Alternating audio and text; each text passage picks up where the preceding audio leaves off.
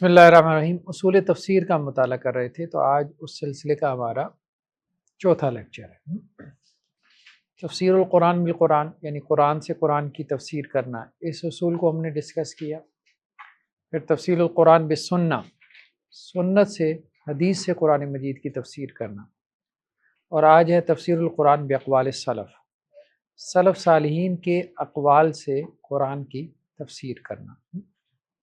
سب سے پہلی بحث جو ہے وہ سلف کی ہے کہ سلف سے کیا مراد ہے۔ تو اس میں یہ روایت لے کے آئیں، اللہ کے نبی صلی اللہ علیہ وسلم نے فرمایا، معروف روایت ہے کہ بہترین زمانہ میرا، پھر اس کے بعد جو اس کے بعد آنے والے ہیں، پھر اس کے بعد جو اس کے بعد آنے والے ہیں، اور اس کے بعد تو معاملہ یوں ہوگا کہ ایک ایسی قوم آئے گی کہ ان کی گواہی ان کی قسم سے پہلے اور ان کی قسم ان کی گواہی سے پہلے ہوگی، یعنی جھوٹ پھیل جائے گا اور لوگ بلا وجہ جھوٹی گواہی، جھوٹی شہادتیں، جھوٹی قسمیں اٹھائیں گے۔ تو گویا ان تین زمانوں کے اندر صدق جو ہے نا وہ غالب رہے گا، یہ بات کہی ہے۔ یہ نہیں کہی، یہ بہت اہم چیز ہے، یہ نہیں کہی کہ ان تین زمانوں کے اندر جو ہے وہ ہر چیز ثواب ہی ثواب ہوگی۔ ثواب سے مراد یعنی خطا کے جو بالمقابل لفظ بولا جاتا ہے، ٹھیک ہے۔ حدیث کیا کہہ رہی ہے؟ صدق ہوگا، سچائی ہوگی، لیکن سچائی کے ساتھ بعض اوقات خطا جمع ہو جاتی ہے۔ کچھ لوگوں نے کیا کیا کہ وہ سلف سے جو ہے وہ خطا کے امکان کی نفی کر دی، اور انہیں کتاب و سنت کی طرح کا ایک سورس بنا لیا۔ بہت بڑی غلطی تھی۔ کتاب و سنت معصوم ہے، کتاب و سنت میں کوئی غلطی نہیں ہے۔ سلف سے غلطی ہو سکتی ہے، اگر آپ ان کو بھی انوسنٹ بنا دیں، معصوم بنا دیں، تو پھر تو وہ اہل تشیع والا کانسیپٹ ہے کہ انہوں نے کہا کہ جی 12 امام بھی معصوم ہیں، تو ہمارے ہاں 12,000 جو ہے وہ معصومین کی فہرست تیار ہوگی۔ تو یہ جو ہے نا، ایک ہے سلف کے ساتھ تمسک، روایت سے تمسک، اس کو مضبوطی سے تھام لینا، اور ایک ہے سلف پرستی۔ تو یہ ہمارے ایک عجیب رویہ پیدا ہو گیا کہ جو چیز سلف سے آ گئی بس آنکھیں بند کر کے اس کو لے لو، بھلے وہ جو ہے نا وہ عقل کے خلاف ہو۔ اوورآل سلف کے زمانوں میں خیر ہے، اصل بات یہی ہے، اوورآل جو سلف کے زمانوں میں خیر ہے، تو ان کی رائے کو، ان کی بات کو، ان کی تفسیر کو اہمیت دینی چاہیے، اس کو ترجیح دینی چاہیے۔ کہ بعض مقامات میں اگر وہ آپ کو سمجھ میں نہیں آ رہی تو سائٹ پہ کر دیں، کیونکہ اس کا درجہ کتاب و سنت کے برابر نہیں ہے کہ ہم اس کو کتاب و سنت کے مقام پہ لے آئیں۔ سلف سے مراد جو ہے یہاں اختلاف ہے۔ ایک تو یہ یہاں پر یہ بات لے کے آئے ہیں کہ ابن حجر علیہ رحمہ جو ہے وہ فتح الباری میں یہ بات کہتے ہیں کہ مختلف اقوال ہیں، تو ان اقوال کو اگر جمع کیا جائے تو عام طور پہ کیا ہے کہ 10 ہجری سے لے کے، کیونکہ 10 ہجری میں اللہ کے نبی صلی اللہ علیہ وسلم کی رحلت ہو گئی، وفات ہو گئی، دنیا سے آپ چلے گئے، 10 ہجری سے لے کے 120 ہجری تک عام طور پہ یہ قول کیا گیا، اور کہا یہ گیا کہ 40 سال کا ایک زمانہ ہوتا ہے، تو 3 زمانے، 40 40 40 کے 3 زمانے، صحابہ، تابعین، تبع تابعین، تو 120 تک جو ہے یہ سلف کا زمانہ ہے۔ ایک قول تو یہ ہے، یعنی معروف قول۔ اس کے علاوہ بھی بہت سارے اقوال ہیں، ٹھیک ہے۔ کچھ نے کہا کہ جی 70 تک جو ہے وہ سلف کا زمانہ تھا، کچھ نے کہا 1 صدی تک، ٹھیک ہے۔ کچھ اس کو بہت آگے تک لے گئے، یعنی اس میں ایک قول جو ہے نا وہ یہ بھی ہے ال20 و 200، یعنی 220 ہو گیا نا، 220 ہجری تک۔ اب 220 ہجری تک جو ہے وہ آپ یوں سمجھے کہ آپ کے ائمہ بھی آ جاتے ہیں، 220 ہجری تک آپ کے ائمہ بھی آ جاتے ہیں، محدثین بھی آ جاتے ہیں، ٹھیک ہے۔ اب دیکھیں نا، امام ابو حنیفہ کی وفات تو 150 میں ہو گئی، وفات ہو گئی 150 میں۔ امام شافعی کی پیدائش ہوئی 150 میں، ان کی وفات بھی 204 میں ہوئی، تو امام مالک بھی جو ہے وہ پہلے فوت ہو چکے تھے۔ تو ائمہ اور محدثین بھی پھر اس میں آ جاتے ہیں اگر آپ 240 تک لے جاتے ہیں، اور اگر آپ 3 صدیاں لے جاتے ہیں پھر تو کافی سارے لوگ آ جاتے ہیں۔ تو خیر یہاں پہ بھی یہ بات کہہ رہے ہیں کہ جی اصل میں 240 کے 220 کے بعد جو ہے نا بدعات کا ظہور ہوا، معتزلہ وغیرہ، فلاسفہ اور خلق قرآن کے اقوال وغیرہ، اور اس وقت جھوٹ بہت بڑھ گیا تھا۔ لیکن یہ کہنا کہ جی اس وقت بدعت کا ظہور ہوا، نہیں، بدعات پہلے شروع ہو گئی تھی۔ خارج کی جو بدعت تھی حضرت علی کے زمانے میں شروع ہو گئی تھی۔ حضرت عثمان رضی اللہ عنہ کو شہید کرنے والے سارے بدعتی تو تھے ان میں کون سا سنی تھا؟ ٹھیک ہے، سارے خارجی تھے نا، سارے خارجی تھے۔ پھر حضرت علی رضی اللہ عنہ کو جو ہے ان سے جنگ کرنے والے، وہ جنگ نہروان جو ہوئی ہے، وہ سارے خارجی تھے۔ تو قدر کی بدعت جو ہے وہ پیدا ہو چکی تھی، تو تابعین کے اندر خارجیت کی بدعت پیدا ہو چکی تھی تابعین کے اندر۔ تو وہ معتزلہ وغیرہ ٹھیک ہے بعد میں آئے ہیں، لیکن حضرت عبداللہ بن عمر رضی اللہ عنہ وغیرہ بڑا رد کرتے رہے قدریہ کا، روایتوں میں ملتا ہے۔ خیر بہرحال، تو عام طور پہ قول یہی ہے کہ 3 زمانے، اور یہ بات درست ہے، صحابہ، تابعین اور تبع تابعین کا زمانہ۔ لیکن اس میں بھی حدیث یہ کہتی ہے کہ یہ صدق کا زمانہ ہے، سچائی کا زمانہ ہے، یہ نہیں کہ غلطی سے پاک زمانہ ہے۔ غلطی سے پاک زمانہ نہیں ہے، یہ خطا سے پاک تو کوئی بھی نہیں ہے اللہ اور اس کے رسول کے علاوہ، ورنہ آپ اس کو جو ہے وہ اللہ اور اس کے رسول کے درجے پہ فائز کر دیں گے۔ تو اقوال السلف سے تفسیر قرآن کیا مراد ہے؟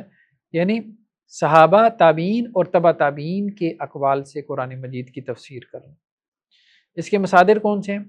تفسیر عبد الرزاق متوفہ 211 ہجری، تفسیر طبری متوفہ 310 ہجری، تفسیر ابن منذر متوفہ 318 ہجری، ابن ابی حاتم یہ بھی مطلب بڑے محدثین میں سے ہیں، متوفہ 327 ہجری۔ تو یہ بڑے مصادر ہیں، سب سے بڑا مصدر تو طبری ہے۔ تو سب سے پہلے جو ہے وہ صحابہ کی تفسیر۔ صحابی کسے کہتے ہیں؟ جو اللہ کے نبی صلی اللہ علیہ وسلم سے حالت ایمان میں ملا ہو اور حالت ایمان میں اس کی وفات ہوئی ہے۔ تو صحابہ میں کم ہی لوگ ہیں جن کو ہم مفسرین کا ٹائٹل دے سکتے ہیں۔ دیکھیں 2-4 آیات کی تفسیر کر دینا وہ مفسر کا ٹائٹل دینا مناسب نہیں ہے، صاحب کتاب نے بھی یہی بات کہی ہے۔ اکثر و بیشتر جو تفسیر کرتے ہیں تو وہ کم ہی صاحب ہیں، جیسے عبداللہ بن عباس، عبداللہ بن مسعود، حضرت علی بن ابی طالب، عمر بن خطاب، ابی بن کعب وغیرہ، چند ایک صاحب ہیں جو مفسرین صحابہ ہیں یا جن کے اوپر مفسرین کے لفظ کا اطلاق ہو سکتا ہے، کم ہے۔ ان میں سے معروف یہی ہیں، حضرت عبداللہ بن عباس اور عبداللہ بن مسعود۔ دوسرا کیا ہے؟ طبقہ تابعین۔ تابعی کسے کہتے ہیں؟ جو صحابی سے حالت ایمان میں ملا ہو اور اسی کے اوپر اس کی وفات ہوئی ہے۔ تیسرا کیا ہے؟ تبع تابعین۔ تبع تابعین کسے کہتے ہیں؟ جو تابعی سے ملا ہو حالت ایمان میں اور اسی کے اوپر اس کی وفات ہوئی ہے، یعنی حالت ایمان پر ہی۔ تو صحابہ کی تفسیر جو ہے اس کو اختیار کرنے کی کیا وجوہات ہے؟ یعنی ہم اپنے مصادر تفسیر میں کتاب اللہ کو تو رکھیں، سنت رسول کو تو رکھیں، لیکن اقوال سلف کو کیوں رکھیں؟ اس کی وجوہات کیا ہیں؟ تو اب وہ وجوہات بیان کر رہے ہیں، وہ معقول وجوہات ہیں جس وجہ سے ہمیں اقوال سلف کو بھی اپنے مصادر تفسیر میں رکھنا چاہیے۔ لیکن جیسے ہم نے کہا تھا کہ تفسیر القرآن بالقرآن بھی ہر وقت بائنڈنگ نہیں ہوتی نا، بہت دفعہ میں وہ تفسیر بالرائے ہوتی ہے۔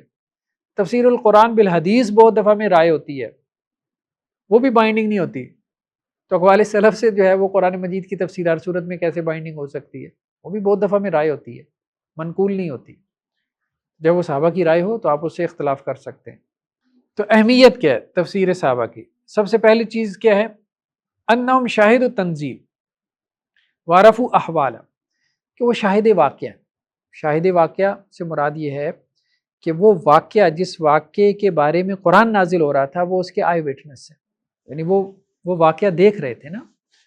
بدر ہو رہا ہے، احد ہو رہا ہے، خندق ہو رہی ہے، صلح حدیبیہ ہو رہی ہے، فتح مکہ ہو رہی ہے، حنین ہو رہا ہے، تبوک ہو رہا ہے، اس کے شاہد تھے اور ان کے بارے میں آیات نازل ہو رہی تھی، تو اس لیے وہ اس کے بارے میں زیادہ جانتے ہیں۔ یہ بات ٹھیک ہے، جو شاہد واقعہ ہوتا ہے وہ زیادہ جانتا ہے، یعنی ایک بندہ ایک واقعہ ہو رہا تھا وہاں پہ موجود تھا، اور ایک وہ ہے کہ جیسے بعد میں خبر مل رہی ہے کہ بھئی یہ ہو گیا ہے فلاں جگہ۔ اب جس کو خبر مل رہی ہے تو اس کی بات کا اتنا اعتبار نہیں ہوتا جتنا کہ اس کا کہ جو وہاں موجود تھا۔ تو یہ ایک اہم وجہ انہوں نے بیان کی اور یہ بالکل معقول ہے۔ حضرت عبداللہ ابن عباس سے روایت ہے کہ مہاجرین میں سے یعنی کبار صحابہ میں سے ایک شخص جو ہے اس نے شراب پی لی۔ حضرت عمر رضی اللہ عنہ کے زمانہ تھا تو اس کو لایا گیا، تو حضرت عمر نے کہا بھائی کوڑے لگاؤ، تو اس نے بھائی کس چیز پہ مجھے کوڑے لگا رہے ہو؟ اللہ کی کتاب تو مجھے اجازت دیتی ہے شراب پینے کی۔ تو حضرت عمر نے کہا بھائی مطلب کہاں سے استدلال کر لیا، آیت پڑھو۔ تو انہوں نے یہ آیت پڑھی، لیس علی الذین آمنوا وعملوا الصالحات جناح فیما طعموا، کہ جو لوگ ایمان لے کے آئے، جنہوں نے نیک عمل کیے، وہ جو کھائیں پئیں اس پہ کوئی حرج کی بات نہیں۔ حضرت عمر نے کہا بھائی جو لوگ موجود تھے، اب یہ وہ صحابی تھے جو بدر میں بھی تھے، احد میں، خندق میں، اور اب بدری صحابی۔ حضرت عمر نے کہا بھائی کوئی جواب دے گا ان کو؟ تو حضرت عبداللہ ابن عباس نے کہا کہ یہ آیات جو ہے یہ ماضی کے بارے میں عذر ہے، ایکسکیوز ہے، کہ ماضی میں جو ہو چکا، جو انہوں نے کھا پی لیا، اس کا کوئی گناہ نہیں ہے۔ یہ تھوڑی ہے کہ مستقبل میں بھی جو کھائیں پیئیں تو اس کا بھی گناہ نہیں۔ تو انہوں نے کہا عذر للماضین وحجۃ علی الباقین، مستقبل کے لیے حجت ہے، ماضی کے لیے ایکسکیوز ہے۔ ٹھیک ہے، یہ حضرت عبداللہ ابن عباس نے تشریح کی۔ تو پھر انہوں نے آگے بیان کیا، کیونکہ اللہ تعالیٰ کیا کہتے ہیں انما الخمر والمیسر والانصاب والازلام رجس من عمل الشیطان، تو انہوں نے اصل میں صحابی نے یہ استدلال کیا کہ جو ایمان کے اوپر ہے، عمل صالح بھی کر رہا ہے، یعنی شراب اس کا کچھ نہیں بگاڑ رہی تو وہ کھائے پیے، کوئی ایشو نہیں۔ ہاں جس کا کچھ بگاڑ رہی ہے، ٹھیک ہے، یعنی اس کی نماز متاثر ہو رہی ہے، عمل صالح متاثر ہو رہا ہے، اس کا ایمان متاثر ہو رہا ہے، تو وہ اس کے قریب نہ جائے۔ انہوں نے یوں استدلال کیا لیس علی الذین آمنوا وعملوا الصالحات جناح فیما طعموا، ٹھیک ہے، آگے یہ ہے کہ تقوی اختیار کیا، ایمان اور تقوی اور احسان، اس کا انہوں نے رد کیا حضرت عبداللہ بن عباس رضی اللہ عنہ۔ ٹھیک ہے، یہ پرانے کے بارے میں تھا، شان نزول کی آیات سے رد کیا، شان نزول سے رد کیا، کہ ماضی کے بارے میں جب صحابہ کو یہ ہوا کہ ہم نے تو شراب اتنی پی لی، اگر تو یہ نجس ہے تو نجاست تو ہمارے وجود کا حصہ بن چکی ہے، تو اس پہ یہ آیات نازل ہوئیں، انہیں تسلی دینے کے لیے، اطمینان دلانے کے لیے کہ نہیں اب یہ مت سوچو کہ نجاست تمہارے وجود کا حصہ بن چکی ہے، جو کھا پی لیا اللہ تعالیٰ نے اس کو معاف کیا۔ تو ایک یہ ہے کہ وہ شاہد واقعہ تھے، یعنی اس واقعے کا ایک فرد تھے جس واقعے کے بارے میں قرآن نازل ہوا، اور دوسرا کیا ہے کہ جن کے بارے میں قرآن نازل ہوا اس کے بارے میں بھی صحابہ زیادہ بہتر جانتے تھے، یا تو قرآن ان کے اپنے بارے میں نازل ہوا، ٹھیک ہے، یا پھر کچھ اور قوموں کے بارے میں ہوا تو ان قوموں کو بھی وہ زیادہ بہتر جانتے تھے، کیونکہ وہ قومیں ان کے زمانے میں تھیں۔ جیسے صحیح بخاری کی روایت ہے لیس علیکم جناح ان تبتغوا فضلا من ربکم، حج کے موقع پہ کہا کہ کوئی گناہ نہیں ہے کہ حج کے موقع پہ تم اپنے رب کا فضل تلاش کرو، مطلب تجارت کر لو، ٹھیک ہے۔ حضرت عبداللہ بن عباس سے روایت ہے کہ اوقاس، مجنہ، ذوالمجاز، یہ دور جاہلیت کے بازار تھے، بڑے بازار لگتے تھے نا دور جاہلیت میں۔ تو اب جب اسلام آ گیا تو دور جاہلیت میں تو یہی ہوتا تھا کہ حاجی آتے تھے اور ان بازاروں میں تجارت کرتے تھے، جب اسلام آ گیا تو اب صحابہ نے کہا کہ بھئی حج کے دنوں میں تجارت یہ کوئی گناہ کا کام ہے، تو اس پہ قرآن نے یہ آیات نازل فرمائیں لیس علیکم جناح ان تبتغوا فضلا من ربکم، یعنی حج کے دنوں میں کوئی گناہ نہیں ہے اگر تم کوئی تجارت کر لو۔ اسی طرح کی ایک اور روایت ہے صحیح بخاری میں حضرت عائشہ رضی اللہ عنہ سے کہ قریش جو ہے وہ مزدلفہ سے قیام کر کے واپس آ جاتے تھے، آگے عرفات میں نہیں جاتے تھے، یعنی مکہ سے نکلتے ہیں نا، پہلے منا ہے، منا کے میدان کے بعد مزدلفہ ہے، پھر آگے عرفات ہے، تو رستے سے واپس آ جاتے تھے، عرفات میں نہیں جاتے تھے، اور اس کو حمص کا نام دیتے تھے۔ باقی عرب سارے مزدلفہ کراس کر کے آگے عرفات میں قیام کرتے تھے، پھر واپس آتے تھے۔ جب اسلام آ گیا تو اللہ تعالیٰ نے اپنے نبی کو حکم دیا کہ عرفات میں جا کے قیام کریں، تو کیا کہا ثم افیضوا من حیث افاض الناس، وہاں سے لوٹو جہاں سے لوگ لوٹتے ہیں۔ تو یہ حکم کیوں دیا، یہ مطلب کانٹیکس ہے نا اس کا ایک، تو کن کے بارے میں نازل ہے؟ قریش کے بارے میں۔ یہ آیات قریش کے بارے میں نازل ہوئی اور صحابہ اس کو بہتر سمجھتے تھے. تو ثم افیضوا من حیث افاض الناس، وہاں سے لوٹو جہاں سے لوگ لوٹتے ہیں. تو یہ کون سی جگہ تھی؟ یہ عرفات تھا. تو صحابہ نے اس کا معنی عرفات کیا ہے، تو اس کا مطلب یہ کہ انہوں نے صحیح معنی کیا ہے. آج کو بیٹھ کے اس کا تعین کرے کہ کہاں سے لوٹتے تھے تو مشکل ہو جائے گا نا.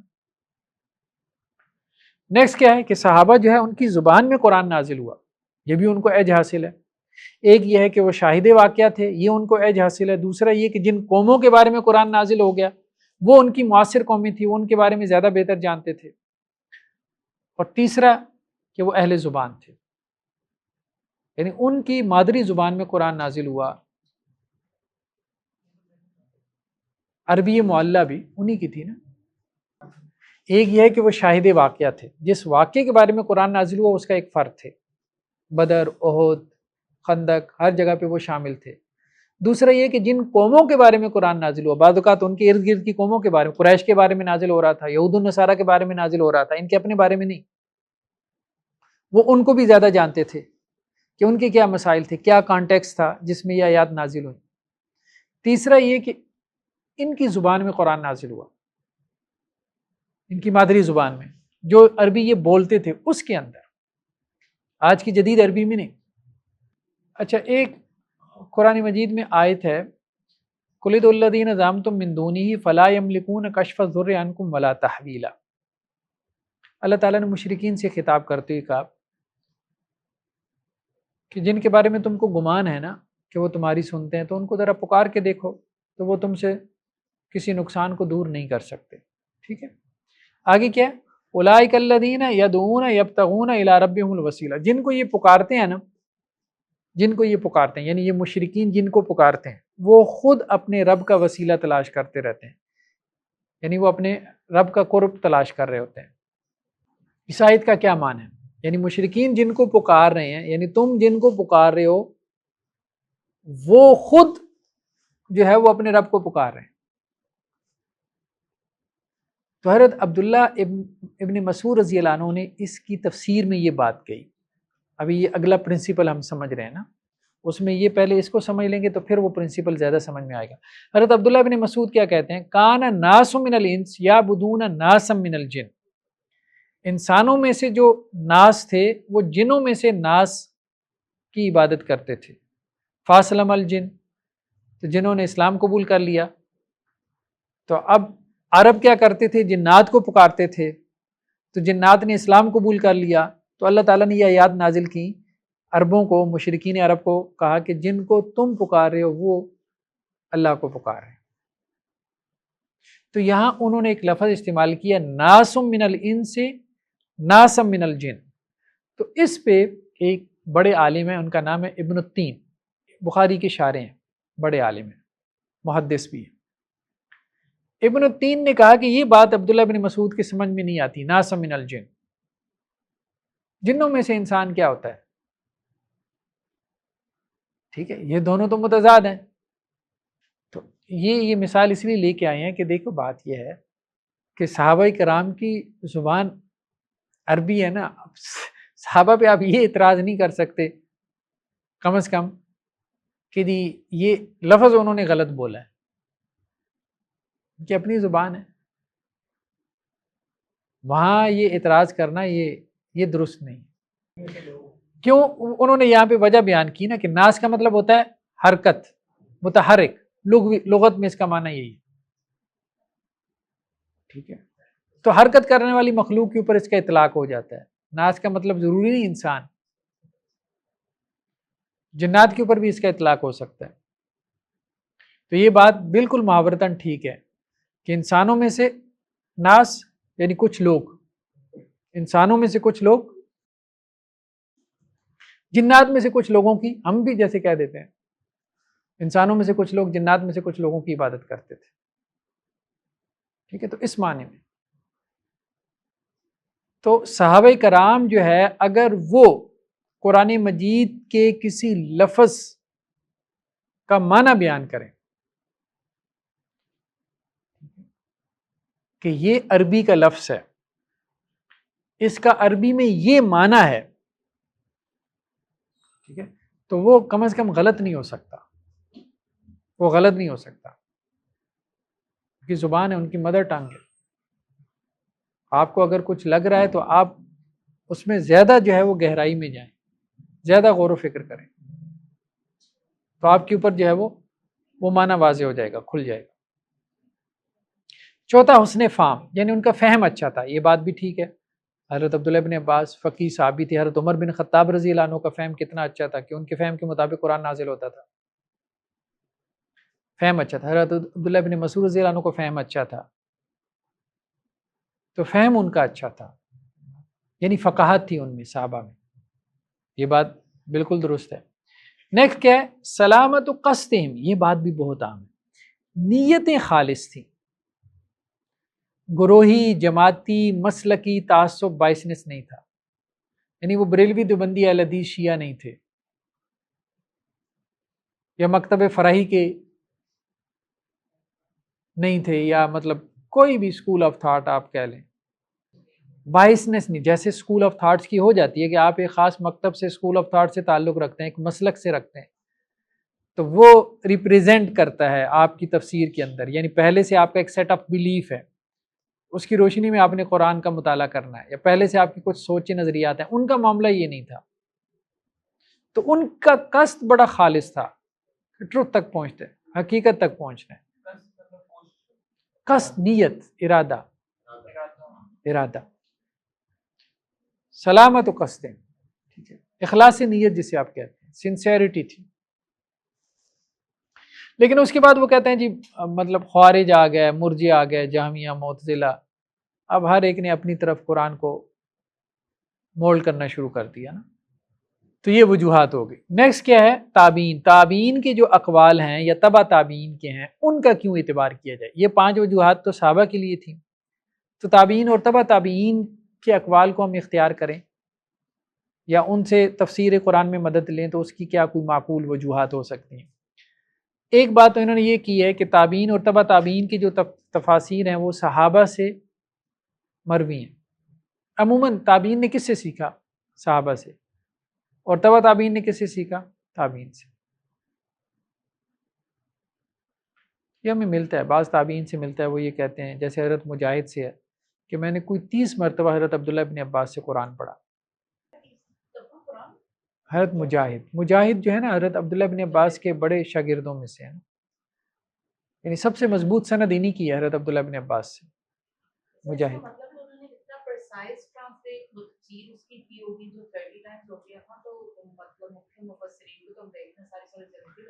نہیں، وہ بہت ان کی مختصر تفسیر ہوتی تھی نا، بہت مختصر، لفظ کا معنی بیان کر کے آگے نکل جاتے تھے۔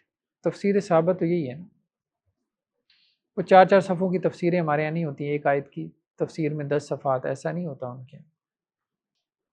حضرت قتادہ سے ہے، ما فی القرآن آیا الا وقد سمعت فیہا شیئا، قرآن میں کوئی آیت ایسی نہیں ہے کہ میں نے جس کے بارے میں بڑوں سے یعنی صحابہ سے کچھ نہ سنا ہو۔ تو یعنی تابعین نے یہ تفسیر کہاں سے لی؟ صحابہ سے، تو اس اعتبار سے تابعین کی تفسیر کو ہم مد نظر رکھیں گے، اور تبع تابعین نے یہ تفسیر کس سے لی؟ تابعین سے، تو اس لیے ان کی تفسیر کو بھی ہم مد نظر رکھیں گے۔ امام شابی سے بھی روایت ہے، یہ بھی تابعین میں سے ہیں، اللہ کی قسم کوئی آیت ایسی نہیں ہے جس کے بارے میں نے سوال نہ کیا ہو، یعنی صحابہ سے میں نے پوچھا نہ ہو، تو مطلب تابعین نے اس کا اہتمام کیا صحابہ سے تفسیر لینے کا۔ تو تابعین کی تفسیر بیسیکلی صحابہ کی تفسیر کے لیے ایک برتن کی مانند ہے، یہ بات کر رہے ہیں کہ وہ ایک ایسا مصدر ہے تابعین کی تفسیر جس کے اندر صحابہ کی تفسیر ہی آپ کو ملے گی، کیونکہ ان کا بہت بڑا سورس، تابعین کا بہت بڑا سورس تفسیر کا وہ صحابہ تھے، کیونکہ انہوں نے ان کی شاگردی اختیار کی۔ دوسری بات انہوں نے یہ بیان کی کہ انہوں نے جو منہج اختیار کیا تابعین نے تفسیر کا، وہ وہی تھا جو صحابہ کا تھا، اور ایون ان کے جو تفسیر کے سورسز تھے وہ بھی وہی تھے جو صحابہ کے تھے، یعنی سورسز پلس میتھڈالوجی، اپروچ وہ صحابہ والی تھی۔ تیسرا وہ یہ کہتے ہیں کہ جی تسلسل برقرار رہنا چاہیے، نسل در نسل نا قرآن کے معنی آگے منتقل ہوئی ہے نا، اللہ کے نبی صلی اللہ علیہ وسلم نے صحابہ کو بتائے، صحابہ نے تابعین کو، تابعین نے تبع تابعین کو، تو اس میں انقطاع آ جائے گا نا، اگر آپ ان کو درمیان میں سے نکال دیں گے انقطاع آ جائے گا، تو تسلسل باقی رہنا چاہیے۔ چوتھا کیا ہے کہ علماء نے جنہوں نے تفسیر بالماسور کو مدون کیا، کمپائل کیا، تفسیر بالماسور یعنی عصری تفسیر جو نقل سے روایت سے ہمیں ملتی ہے، جن علماء نے روایت اور نقل کی بنیاد پہ قرآن مجید کی تفسیر کی تو انہوں نے ان تین طبقات کی تفسیر کو اہمیت دی، یعنی تفسیر بالماسور کی کتابیں ان کی اقوال سلف کی تفسیر سے بھری پڑی ہیں۔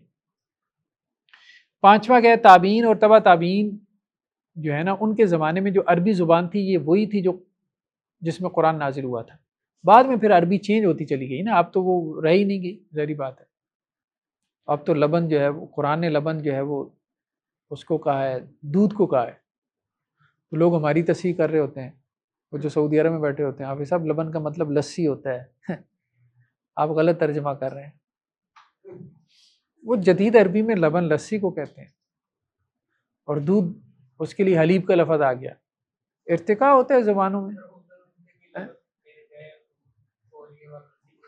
ہاں میرے ساتھ بھی ایک دفعہ ایسے ہی ہوا، وہ آج کے موقع پہ نا میں وہ لبن اٹھا کے لے آیا، کھولا تو اندر سے لسی نکلی،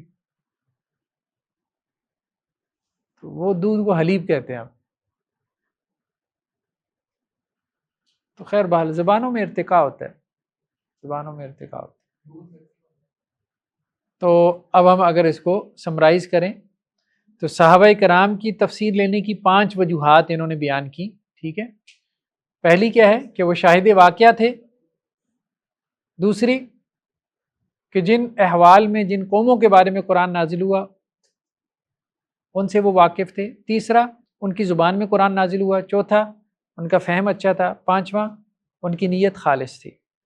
اگر تابعین کے بارے میں آتے ہیں تو پہلا سبب کیا ہے کہ تابعین جو ہے اکثر و بیشتر ان کی تفسیر وہی ہے جو صحابہ کی ہے، ٹھیک ہے۔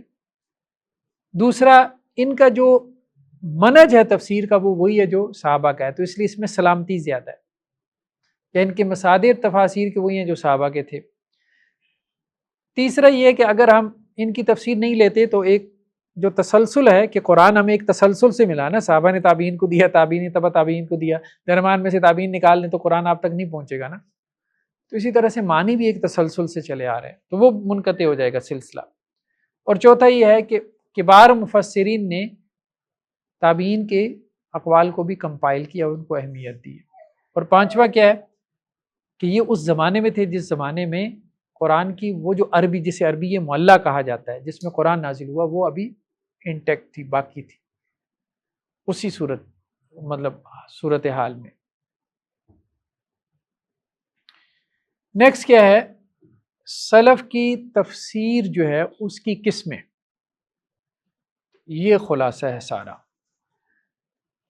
جو تفسیر ہے وہ 2 طرح کی ہے، تفسیر بالماسور یا تفسیر بالمنقول، اور دوسری تفسیر بالرائے،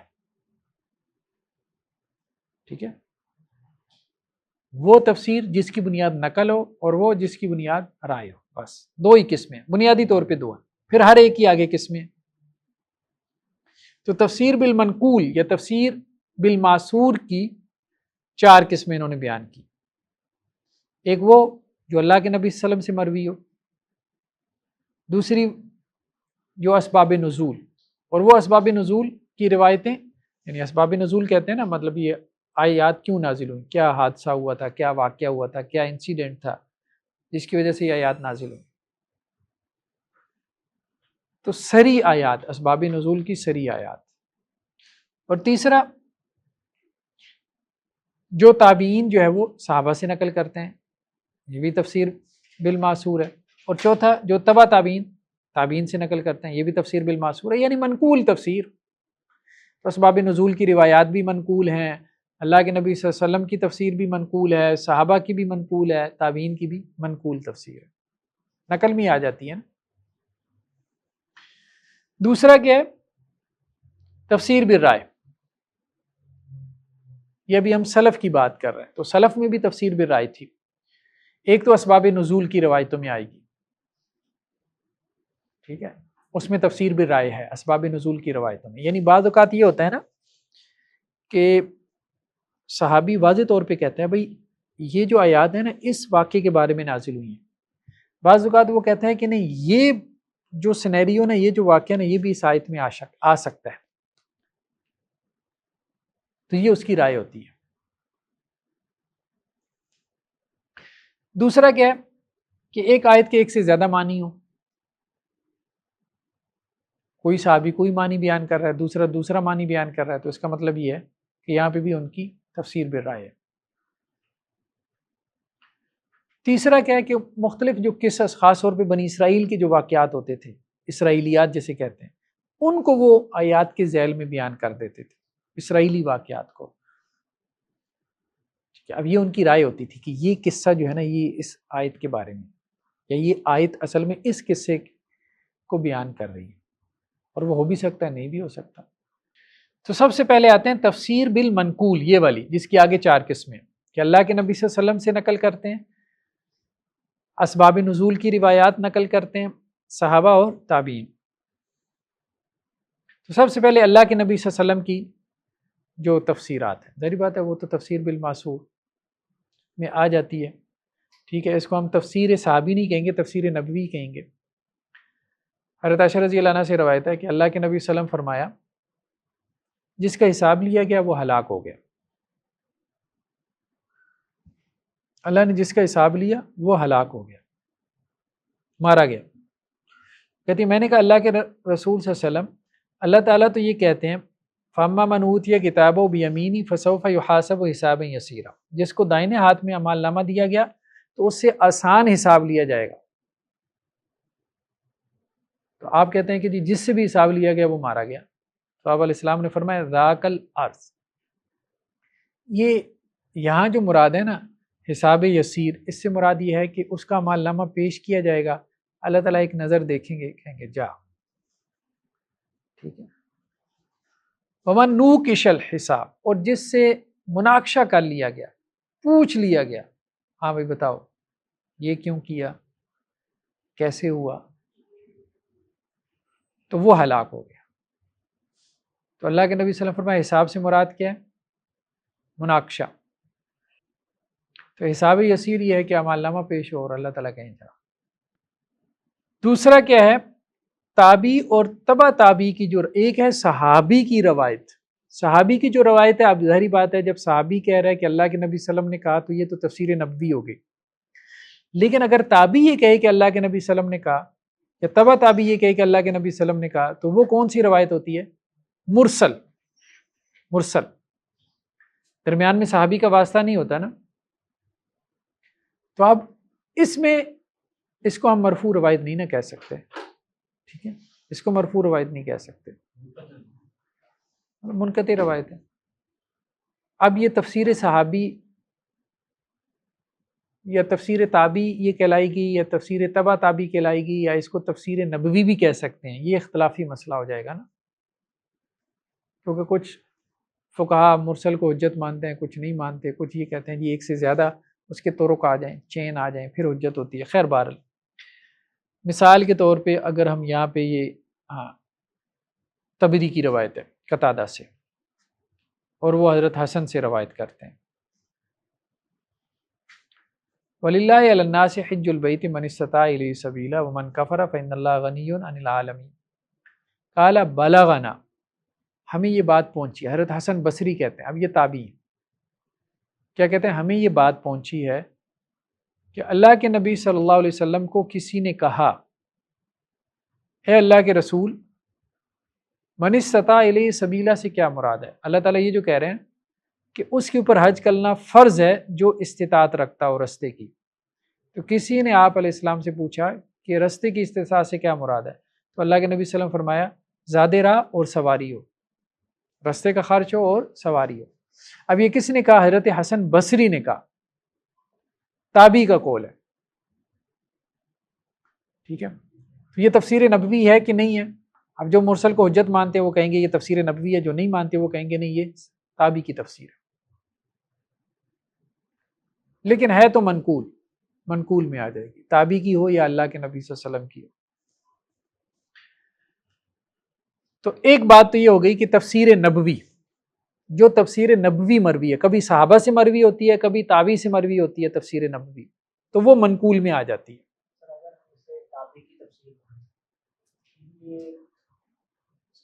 پھر یہ حجت نہیں ہوگی نا، نہیں، یہی کہیں گے کہ جی اس نے کسی سے سنا ہے، کیونکہ وہ یہی کہہ رہے ہیں نا بالاغانا، وہ یہ نہیں کہہ رہا میری رائے ہے، میں نے غور کیا، بالاغانا وہ کہتے ہیں مجھے یہ بات پہنچی ہے، تو یہ ہے منقول ہی، اس نے اپنی طرف سے یہ بات نہیں کی۔ ہاں چونکہ درمیان میں اب وہ واسطہ نہیں نا بتا رہا کہاں سے اس کو پہنچی ہے، تو ہم اس کی سند کو ضعیف کہہ سکتے ہیں، یا احتیاطاً ہم کہہ سکتے ہیں اس کی بات نہ لیں۔ لیکن اس لیے بعض مفسرین نے، بعض ائمہ نے لے بھی لی، وہ کہتے ہیں بھی بڑا تابعی ہے، جھوٹ تو نہیں بولے گا، ٹھیک ہے، اپنی طرف سے تو بات نہیں کرے گا، بڑا ہے، حسن بصری ہے، تو اس لیے بڑا تابعی کرے تو لے لو۔ بعض نے کہا کہ نہیں، اگر ایک سے زیادہ طرق ہوں تو لے لو، وہ پھر مختلف اقوال ہے۔ تو نیکسٹ کیا ہے؟ اسباب نزول کی روایات، ٹھیک ہے، جو صراحت سے جو ہے وہ سبب نزول کے اوپر دلالت کر رہی ہیں۔ بعض اوقات یہ بھی ہوتا ہے کہ ایک صحابی دوسرے صحابی سے نقل کر دیتا ہے، بعض اوقات یہ ہوتا ہے کہ ایک صحابی جو ہے وہ اس سے نقل کرتا ہے اپنا، اللہ کے نبی صلی اللہ علیہ وسلم سے۔ تو صحیح بخاری میں روایت ہے حضرت عبداللہ بن عباس سے، تبت یدا ابی لہب و تب،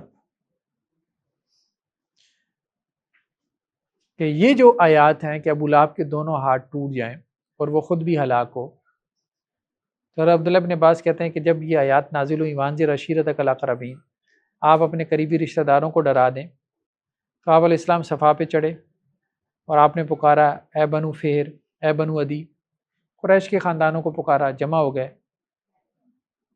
کوئی نہیں بھی جمع ہوا تھا تو اس نے اپنی طرف سے کوئی نمائندہ بھیج دیا، ابو لہب بھی آ گیا، قریش بھی آ گئے، تو آپ علیہ السلام نے فرمایا اگر میں تمہیں خبر دوں کہ وادی کی دوسری طرف گھڑ سواروں کا ایک دستہ ہے جو تم پہ حملہ کرنے والا ہے، تو کیا تم میری تصدیق کرو گے؟ تو انہوں نے کہا جی، تو ہم نے آپ کو ہمیشہ سچا ہی پایا۔ تو آپ علیہ السلام نے فرمایا میں تمہیں ایک سخت عذاب سے ڈراتا ہوں۔ تو اس پہ ابو لہب نے کہا تبا لکا سائر الیوم، کہ آپ کے لیے سارے دن کی ہلاکت ہو، کیا آپ نے ہمیں اس کام کے لیے جمع کیا؟ تو اس پہ آیات نازل ہوئی تبت یدا ابی لہب و تب۔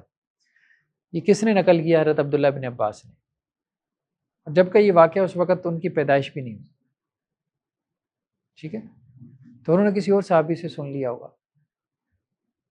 اس کو کہتے ہیں مرسل صحابی، ایک صحابی دوسرے صحابی کا واسطہ چھوڑ دیتا ہے تو مرسل صحابی حجت ہے۔ تو بعض اوقات صحابی اللہ کے نبی صلی اللہ علیہ وسلم سے نقل کرتا ہے اور بعض اوقات کسی دوسرے صحابی سے نقل کرتا ہے۔ اسباب نزول کی روایات کہ یہ آیات کیوں نازل ہوئی، کیا واقعہ ہوا تھا، تو وہ بھی منقول روایات ہیں، یعنی اپنی طرف سے تو نہیں نا بیان کریں گے حضرت عبداللہ بن عباس، ان کی رائے تو نہیں نہ ہو سکتی، رائے نہیں ہو سکتی، انہوں نے سنا ہی ہے، اللہ کے رسول سے براہ راست نہیں سنا، کسی اور صحابی سے سن لیا ہوگا کہ یہ واقعہ ہوا، کیونکہ وہ واقعہ اپنی طرف سے بیان نہیں کیا جا سکتا نا، واقعہ واقعہ ہی ہے، وہ منقول ہی ہوگا۔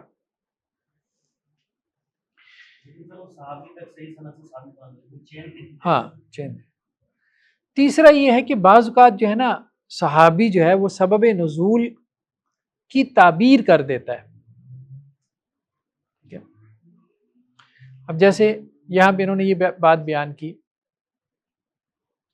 صحیح بخاری کی روایت ہے حضرت عبداللہ بن مسعود سے، وما کنتم تستترون ان یشهد علیکم سمعکم، یعنی اللہ تعالیٰ قیامت والے دن کہیں گے کافروں سے کہ جو تم چھپتے پھرتے تھے نا، وما کنتم تستترون ان یشهد علیکم سمعکم، اور جو تم گواہی دیتے ہو، یعنی دنیا میں جو تم گواہی دیتے تھے، تو تمہارا گمان یہ تھا کہ اب آج قیامت والے دن تمہاری جو سماعتیں ہیں، تمہارے جو کان ہیں، اور تمہارا جو وجود ہے، تمہارے جو اعضاء ہیں، وہ تمہارے خلاف گواہی نہیں دیں گے۔ تو اس کے بارے میں حضرت عبداللہ بن مسعود کہتے ہیں کہ قریش کے دو لوگ تھے اور ایک بنو ثقیف سے ان کا کوئی سسرالی رشتہ دار تھا، یا بنو ثقیف سے دو لوگ تھے اور قریش سے ان کا کوئی سسرالی رشتہ دار تھا، تو وہ آپس میں بیٹھے جو ہے وہ باتیں کر رہے تھے، حرم میں بیٹھے تھے، تو باتیں کرتے کرتے انہوں نے آپس میں ایک دوسرے سے کہا کہ تمہارا کیا خیال ہے، یعنی ایک دوسرے سے پوچھنے لگے کہ ہماری باتیں اللہ تعالیٰ سن رہے؟ تو ایک نے کہا کہ میرا خیال تو یہ ہے کہ کچھ سن رہا ہے اور کچھ نہیں سن رہا، مطلب کچھ تو اس کو پتہ چل جاتی ہیں، کچھ نہیں پتہ چلتی۔ تو دوسرے نے کہا بھائی بات یہ ہے کہ اگر کچھ سن رہا ہے تو اس کا مطلب یہ ہے کہ ساری بھی سن سکتا ہے. تو اس پہ اللہ تعالیٰ نے یہ آیات نازل کی وما کنتم تستترون ان یشهد علیکم سمعکم ولا ابصارکم. یعنی وہ کچھ باتیں جو ہے نا قریش جب آپس میں کرتے تھے حرم میں مطاف وغیرہ میں بیٹھ کے، تو وہ کچھ اونچی آواز سے کرتے تھے اور کچھ چھپا کے کرتے تھے. اچھا وہ جو چھپا کے کرتے تھے نا آہستہ، تو وہ ایک پیچھے عقیدہ یہ بھی ہوتا تھا کہ اگر اونچی آواز سے کریں گے تو خدا سن لے گا، چھپا کے کریں گے تو نہیں سن پائے گا. تو دوسرے نے تبصرہ کر دیا کہ نہیں، اگر اونچی سن سکتا ہے آسمانوں کے اوپر بیٹھی ہوئی ہے تو وہ جو ہم خاموشی سے کرتے ہیں تو اس کو بھی اللہ تعالیٰ سن سکتا ہے. تو اس پہ قرآن مجید کی آیات نازل ہوئی کہ جو تم وہ باتیں چھپا چھپا کے کرتے تھے تو ان کے بارے میں تمہارا کیا گمان تھا کہ تمہاری اپنی سماعتیں، تمہارے اپنے آنکھیں اور تمہارا اپنا وجود ان کے بارے میں گواہی نہیں دے گا کہ تم نے یہ باتیں کی قیامت والے دن. یہ بات اسی طرح صحیح بخاری کی روایت حضرت خباب بن الارت سے کہ میں عاص بن وائل سامی کے پاس آیا اور اس نے میرے کچھ پیسے دینے تھے. یعنی اس نے عاص بن وائل نے ان سے حضرت خباب سے تلوار بنوائی یا کوئی اور، تو اس نے ان کے پیسے دینے تھے. تو میں نے اس سے جو ہے وہ پیسوں کا تقاضا کیا. تو اس نے مجھے یہ بات کہی کہ میں اس وقت تک تمہیں پیسے نہیں دوں گا، یعنی تمہارا قرض ادا نہیں کروں گا جب تک کہ تم محمد صلی اللہ علیہ وسلم کا انکار نہ کرو. تو میں نے کہا یہ تو اس وقت تک ممکن نہیں جب تک تو مر نہ جائے. تو اس نے کہا کیا میں مروں گا؟ تو انہوں نے کہا ہاں تو مرے گا اور پھر اس کے بعد دوبارہ زندہ ہوگا. تو اس نے کہا پھر ٹھیک ہے، جب میں مروں گا دوبارہ زندہ کیا جاؤں گا، پھر اس کے بعد پھر اللہ تعالیٰ مجھے کو مال و دولت دیں گے تو اس وقت میں تمہارا پھر قرضہ بھی ادا کر دوں گا. تو اس پہ پھر قرآن مجید کی آیات نازل ہوئیں افرأیت الذی کفر بآیاتنا وقال لأوتین مالا وولدا. کیا آپ نے غور نہیں کیا اس شخص پہ جس نے ہماری آیات کا انکار کیا اور کہنے لگا کہ مجھے بڑا مال اور اولاد ملے گی، یعنی آخرت میں بھی، دنیا میں بھی دیا اللہ نے، اگر اس کے بعد زندگی ہے تو اس میں بھی اللہ تعالیٰ دے دے گا. اطلع الغیب، کیا اس نے غیب میں جھانک لیا، ام اتخذ عند الرحمن عہدا، یا اس نے رحمان سے کوئی وعدہ لے رکھا ہے. تو یہ سبب نزول کی آپ کہہ لیں کہ جی جو روایات ہیں وہ جی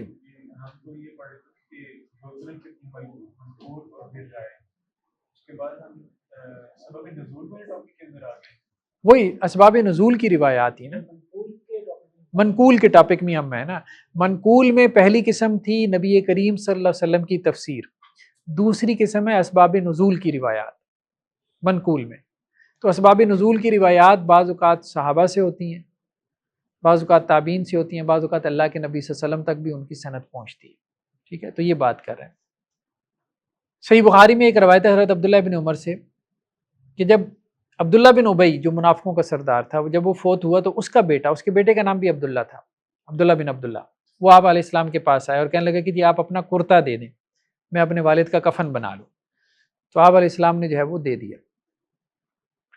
تو پھر بیٹے نے کہا کہ جی آپ میرے والد کا جنازہ بھی پڑھا دیں. تو آپ علیہ السلام کھڑے ہو گئے. تو اللہ کے نبی صلی اللہ علیہ وسلم جو ہے جنازہ پڑھانے کے لیے آپ کھڑے ہوئے تو حضرت عمر نے جو ہے آپ علیہ السلام کو پکڑ لیا، مطلب کپڑے سے پکڑ لیا نا، اور کہا اللہ کے رسول آپ اس کا جنازہ پڑھائیں گے؟ اللہ تعالیٰ نے آپ کو منع کیا منافقین کے جنازہ پڑھانے سے. تو اللہ کے نبی صلی اللہ علیہ وسلم فرمایا کہ نہیں، اللہ نے منع نہیں کیا، اللہ نے مجھے اختیار دیا. اللہ تعالیٰ نے یہ بات کہی ہے استغفر لهم او لا تستغفر لهم ان تستغفر لهم 70 مرہ فلن یغفر اللہ. آپ ان کے لیے استغفار کریں یا نہ کریں برابر ہے. اگر آپ 70 مرتبہ بھی کریں تو اللہ تعالیٰ ان کو معاف نہیں کرے گا. تو آپ علیہ السلام نے فرمایا میں 70 سے زائد مرتبہ کروں گا. اللہ کے نبی صلی اللہ علیہ وسلم نے اس کی تعویل کر لی. تو حضرت عمر نے کہا اللہ کے رسول یہ منافق ہے. تو اللہ کے نبی صلی اللہ علیہ وسلم نے اس کا جنازہ پڑھا دیا. اس پہ یہ آیات نازل ہوئی وَلَا تُصَلِّ عَلَىٰ أَحَدٍ مِّنْهُمْ مَاتَ أَبَدًا وَلَا تَقُمْ عَلَىٰ قَبْرِهِ، کہ ان میں سے کسی کا بھی جنازہ نہ پڑھائے منافقین میں سے، اور نہ ہی اس کی قبر پہ کھڑے ہو کے اس کے لیے مغفرت کی دعا کریں. مطلب یہ بھی اسباب نزول کے اندر آ گیا. کچھ اور بھی انہوں نے مثالیں بیان کی ہیں، جیسے حضرت عبداللہ بن مسعود سے روایت ہے. اب یہ تو تھی سری اسباب نزول، وہ والے جو کہ سری ہیں. کچھ اسباب نزول ایسے ہیں جو صراحت سے نہیں ہوتے ہیں، وہ بھی منقول، لیکن وہ رائے میں آ جائیں گے. منقول اس لیے ہم کہہ رہے ہیں کیونکہ صحابہ سے وہ نقل ہوئی ہیں، اور رائے اس لیے کہہ رہے ہیں کہ وہ اپنی نوعیت کے اعتبار سے رائے ہیں، نقل نہیں۔ جیسے صحیح بخاری کی روایت ہے حضرت عبداللہ بن مسعود سے کہ ایک شخص نے کہا اللہ کے رسول سب سے بڑا گناہ کون سا ہے؟ تو آپ علیہ السلام نے فرمایا اللہ کے ساتھ شرک کرنا۔ اس نے کہا پھر اس کے بعد؟ تو اللہ کے نبی صلی اللہ علیہ وسلم فرمایا کہ اپنی اولاد کو قتل کرنا، مفلسی کے ڈر سے، کہاں سے کھائے گا اس ڈر سے اس کو قتل کر دینا، جیسا تھا عربوں میں رواج تھا، بیٹیوں کو زندہ درگور کر دیتے تھے۔ اس کے بعد تو آپ علیہ السلام نے فرمایا تیسرے نمبر پہ بڑا گناہ ہے کہ اپنی پڑوسن سے جو ہے وہ بدکاری کرنا۔ فانزل اللہ تصدیقہ، تو اللہ تعالیٰ نے اس کی تصدیق اتار دی۔ والذین لا یدعون مع اللہ الہا آخر ولا یقتلون النفس التی حرم اللہ الا بالحق ولا یزنون۔ اب یہ اس کا شان نزول نہیں ہے کہ آپ علیہ السلام نے یہ فرمایا تو یہ آیات اس لیے نازل ہوئی، شان نزول نہیں ہے۔ حضرت عبداللہ ابن عباس کیا کہہ رہے ہیں کہ اللہ کے نبی صلی اللہ علیہ وسلم کی یہ جو حدیث ہے یہ اس آیت کا ایک مفہوم ہے، یہ بات ہے، لنک کر رہے ہیں، یہی بات ہے۔ تو یہ شان نزول جو ہے وہ تفسیر بالرائے کی قبیل سے ہے، ٹھیک ہے۔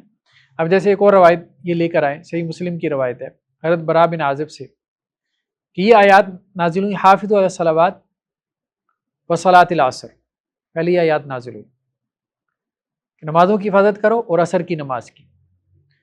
تو جب تک اللہ نے چاہا تو ہم یہ آیت اسی طرح سے پڑھتے رہے، ثم نسخ اللہ، پھر اللہ نے یہ آیات منسوخ کر دی اور پھر یہ نازل کی حافظوا علی الصلوات والصلاۃ الوسطی، نمازوں کی حفاظت کرو اور درمیانی نماز کی۔ تو ایک آدمی نے کہا اچھا اس کا مطلب یہ ہے کہ صلاۃ الوسطی سے مراد صلاۃ العصر ہے۔ حضرت برا بن عازب نے کہا دیکھو بات یہ ہے جو میرے پاس خبر تھی وہ میں نے تمہیں پہنچا دی، ٹھیک ہے، یعنی جو مراد ہے وہ ہماری تفسیر ہے، وہ نقل نہیں ہے۔ نقل صرف اتنی ہے کہ پہلے یہ آیت اس طرح سے نازل ہوئی تھی، پھر یہ منسوخ ہو گئی، اس کے بعد یہ آیت اس طرح سے نازل ہوئی۔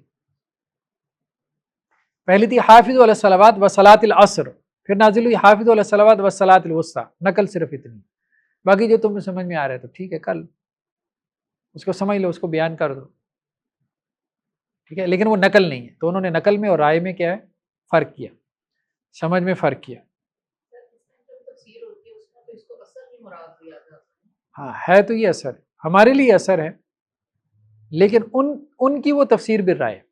صحابہ کی بھی جو تفسیر بالرائے ہے مثال کے طور پہ ہمارے سامنے تو وہ سند کے ساتھ ہی آئے گی نا، تو سند کی وجہ سے ہم اس کو کیا کہیں گے تفسیر بالمعصور، لیکن ہوگی ان کی تفسیر بالرائے۔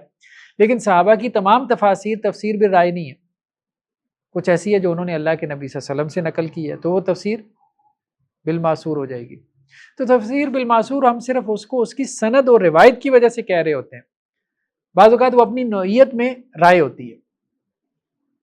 تو اسباب نزول جو ہے، سبب نزول کی جو روایات ہیں بعض اوقات تفسیر بالمعصور ہیں اور بعض اوقات تفسیر بالمعصور کے علاوہ وہ تفسیر بالرائے بھی ہیں، ٹھیک ہے، یہ بات ہو رہی ہے۔ ایک اور روایت یہ لے کر آئے ہیں وَلَيْسَ الْبِرُّ بِأَن تَأْتُوا الْبُيُوتَ مِن ظُهُورِهَا وَلَكِنَّ الْبِرَّ مَنِ اتَّقَى۔